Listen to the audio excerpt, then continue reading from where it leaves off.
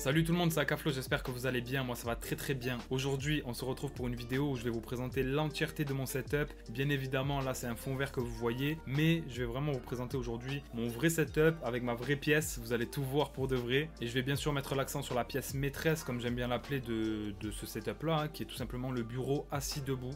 Voilà, c'est quelque chose que je connaissais pas il y a encore quelques mois. Quand je l'ai découvert, j'ai vraiment voulu passer à ça pour augmenter ma productivité, ma posture et mon confort, surtout parce que vous allez voir que c'est véritablement confortable de pouvoir se mettre en position assis et debout quand on le veut. Regardez, là je vous parle et je suis debout.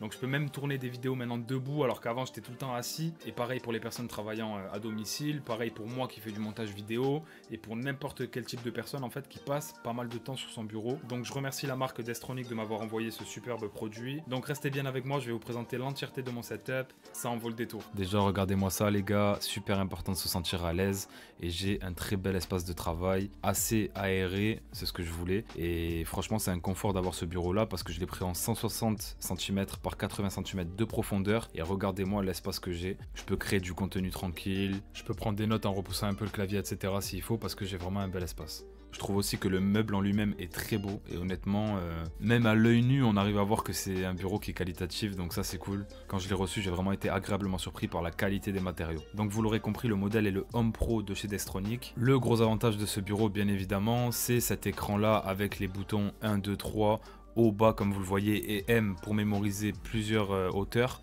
Tout simplement, vous avez la possibilité de passer très simplement en appuyant sur un bouton d'une hauteur à l'autre. Et je le dis pour ceux qui auraient des enfants, il y a également possibilité de verrouiller la hauteur pour éviter que les enfants touchent à l'écran et puissent baisser ou monter le bureau. Il y a aussi un anti-collision qui fait que si jamais votre bureau arrive en contact avec quelque chose, que ce soit un objet ou un humain, peu importe, il va tout simplement s'arrêter de se baisser ou de se lever.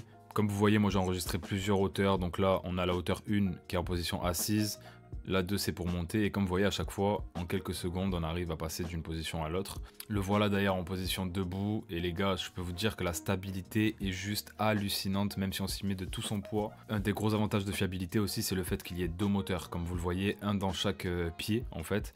Et les passes-câbles signés Destronic aussi sont tout simplement magnifiques. Alors normalement ils se mettent de l'autre côté, mais moi j'ai trouvé plus esthétique de les mettre là vu qu'ils sont contre le mur. Et les deux passes-câbles aussi sont vraiment super utiles à chaque extrémité du bureau pour passer tous vos câbles au même endroit. Voici ce que ça donne le bureau une fois équipé. Et pareil de l'autre côté, vous voyez il y a pas mal de câbles. Ce que j'ai bien aimé aussi, c'est que même Destronic se prend la tête sur le câble management, parce qu'ils nous ont passé des petits serflex adhésifs comme ça que vous pouvez mettre dessous pour organiser au mieux le câble management. Globalement on est sur un très beau câble management. L'un des gros avantages aussi, c'est le fait qu'il y ait une prise USB-C à côté de l'écran, et bien sûr compatible avec les appareils Apple, donc ça c'est quelque chose de cool parce que c'est pas forcément toujours le cas, et là comme vous voyez il charge sans problème. Et de l'autre côté on a un USB classique. Regardez la largeur et la qualité des pieds en alu, franchement c'est grâce à ça que le bureau peut être aussi stable. J'étais bluffé parce qu'avec la grandeur quand même du bureau, vu que c'est un 160 par 80, je m'attendais pas à aussi qualitatif et à aussi stable. Comme vous voyez, sans interrompre vos tâches et en quelques secondes, en fait, vous pouvez vous lever. Donc vous appuyez simplement sur le bouton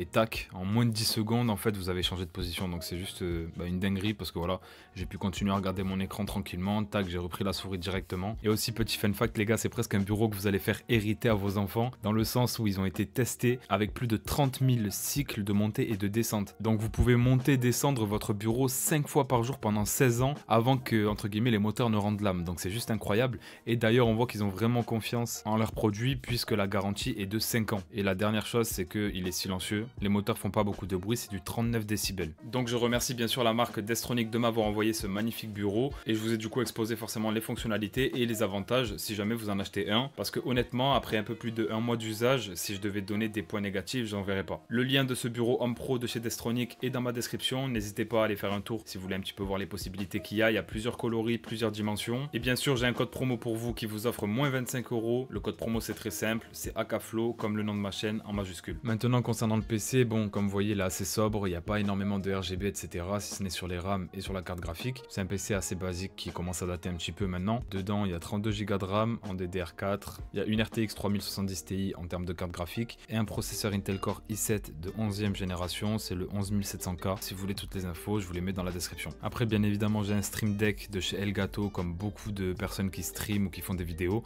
Ça vous permet tout simplement de mettre sur chaque bouton des raccourcis qui vont vous rediriger soit vers une application, soit vous faire changer de scène, augmenter le volume, faire plein de choses en fait, tu vois, mettre des emojis comme vous voyez là, et plein de choses. Vous pouvez mettre plusieurs pages de raccourcis en plus de ça, donc c'est vraiment un accessoire qui est top, qui vaut pas super cher en plus de ça, une centaine d'euros en fonction du nombre de touches, donc je le conseille à tous les créateurs. Au niveau de la carte son, on est sur du basique, mais du simple et efficace, j'ai envie de dire, c'est Focusrite, la Scarlett 2i2, qui a 2 entrées possibles, donc au niveau des câbles XLR, vous voyez, il y a 2 câbles XLR qui peuvent être connectés, donc 2 micros potentiellement, ou un micro et un instrument en XLR, etc. Le gros avantage de cette carte son là, c'est que bien sûr, dans tous les cas, vous êtes obligé d'en avoir une quand vous avez un micro XLR, mais surtout, vous allez pouvoir tout régler. C'est-à-dire que là, moi, comme vous voyez, je peux régler mon gain directement dessus. On a les niveaux aussi de volume, quand ça sature, c'est rouge, quand c'est vert, c'est que c'est bon. Donc on a vraiment l'indicateur qui nous dit si le gain est bien réglé. Et après, bien sûr, on a tout ce qui va être monitor. On va pouvoir aussi brancher un casque dessus si on veut un retour, etc. etc. Donc une très bonne carte son. Je dirais que c'est un bon rapport qualité-prix. Pour un peu moins de 200 €, vous pouvez vous en procurer une, donc ça reste abordable. Pour le micro les gars, le réglage est basique, hein, j'ai jamais rien modifié dessus, mais j'en suis très satisfait déjà esthétiquement, et comme vous voyez il y a 3 boutons sur le devant où vous pouvez régler l'entrée avec le volume en décibels, donc soit moins 20 décibels, soit 0, soit moins 10 si vous voulez atténuer en fonction de où vous trouvez votre usage. La direction du son que vous allez capter, donc est-ce que c'est cardioïde, monodirectionnel ou autre, je sais plus exactement le paramétrage, mais il y en a plusieurs qui sont possibles en fonction de si vous voulez capter le son de devant, derrière ou des deux, etc.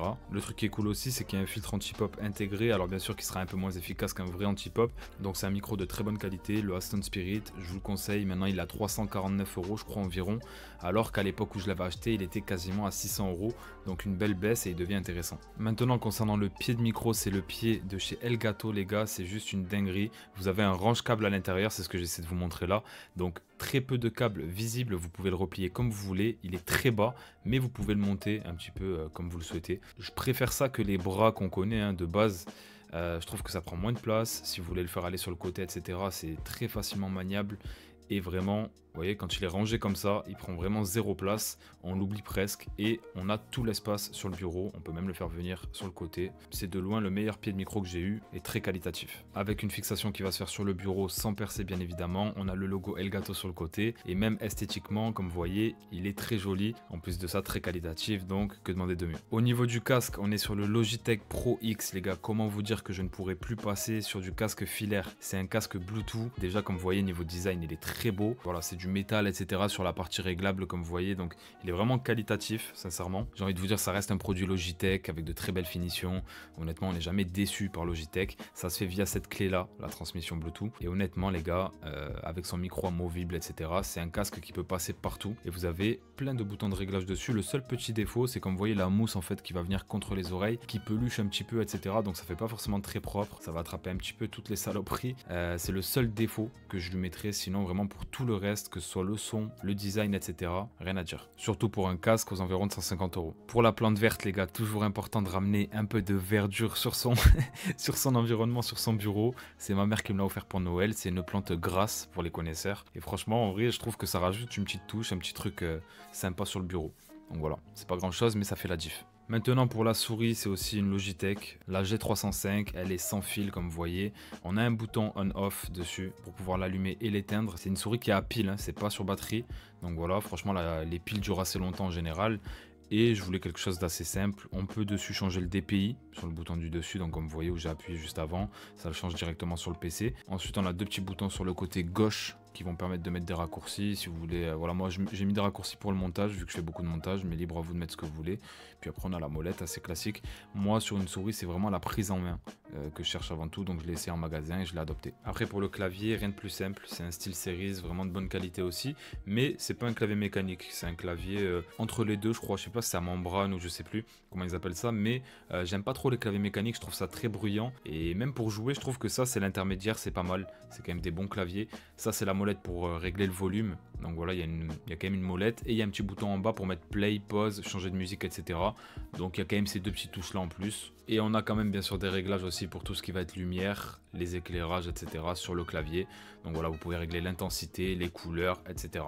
De base, il y avait aussi un repose-poignet, mais c'est vrai que moi j'aime pas sur les claviers, donc je l'ai enlevé. Mais comme vous voyez, de nuit, c'est assez sympa. Il y a souvent des promos, donc le clavier, au moment où je vous parle, est à 60 € et la souris à 42 €. À voir si les promos vont rester, mais dans tous les cas, ce sera pas trop cher.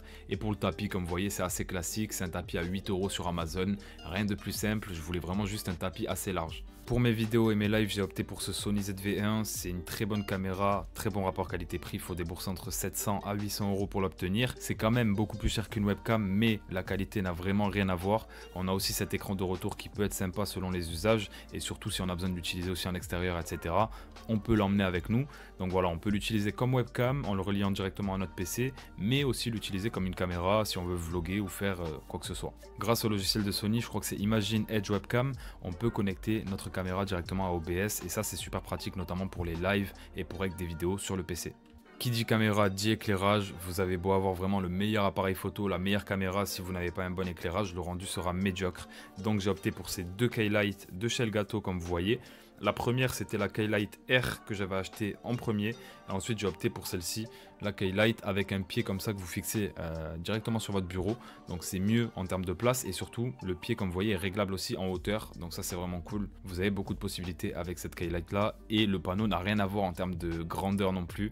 Et allumer vraiment le rendu de ces deux panneaux LED est bluffant en sachant que là ils sont loin d'être au maximum mais vous pouvez tout régler sur une application, c'est ça que je trouve pratique aussi. Concernant les écrans les gars, je suis obligé d'avoir maintenant des écrans incurvés, ça fait pas une grosse diff mais j'ai pris l'habitude et surtout d'avoir des écrans avec au moins 1 milliseconde de temps de réponse, surtout si vous faites du gaming. Et donc pour mon écran principal le IAMA, il a 165 Hz, alors je prévois peut-être de le changer dans les mois à venir mais pour l'instant il fait l'affaire et j'aime bien franchement. C'est un écran qui vaut vraiment pas cher et honnêtement je le conseille à tous les petits budgets.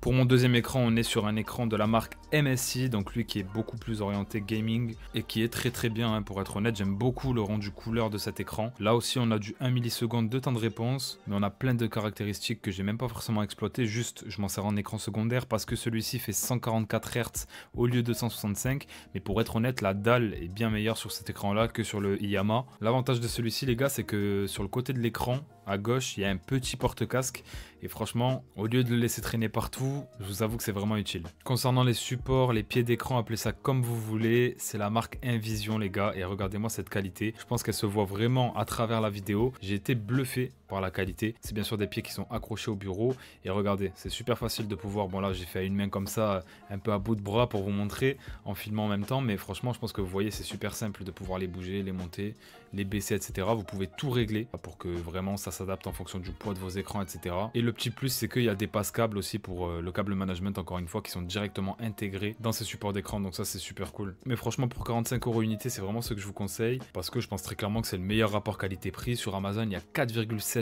étoiles sur 5 avec 7500 avis. Et la dernière des choses, bien sûr super important, mon siège gamer de la marque Corsair. Franchement comme vous voyez j'aime beaucoup les couleurs. J'ai tenu à en prendre un clair parce qu'avant j'en avais un vraiment full black et je trouvais bien d'en prendre un peu plus clair. En tissu ce coup-ci parce que j'étais pas fan du simili cuir et vraiment tous les détails comme vous voyez la languette jaune Corsair, le logo sur l'endroit où on met sa tête, les accoudoirs avec un effet un petit peu style carbone qu'on peut régler vers l'avant, sur le côté, en hauteur. Vraiment on a tous les réglages possibles et inimaginables sur ce siège là et bien sûr on a aussi le réglage en hauteur et l'inclinaison du dossier, donc tout ce qu'il nous faut. Il est très confortable donc je vous le recommande. Donc voilà pour mon setup, j'espère que la vidéo vous aura plu, que pourquoi pas vous aurez apprécié certaines références et que vous allez pouvoir vous les procurer parce qu'honnêtement j'ai tout ce qu'il me faut là pour créer du contenu dans les meilleures conditions, me sentir à l'aise. Comme j'ai dit c'est quelque chose de vraiment important. Je vous rappelle que vous avez bien sûr le lien qui vous redirige vers le bureau Home Pro de chez Destronic dans la description. N'hésitez pas à bombarder la barre de like si la vidéo vous a fait plaisir, qu'elle vous a plu, à vous abonner, activer la cloche pour ne rien louper et on se dit à très vite pour une nouvelle vidéo. Ciao l'équipe.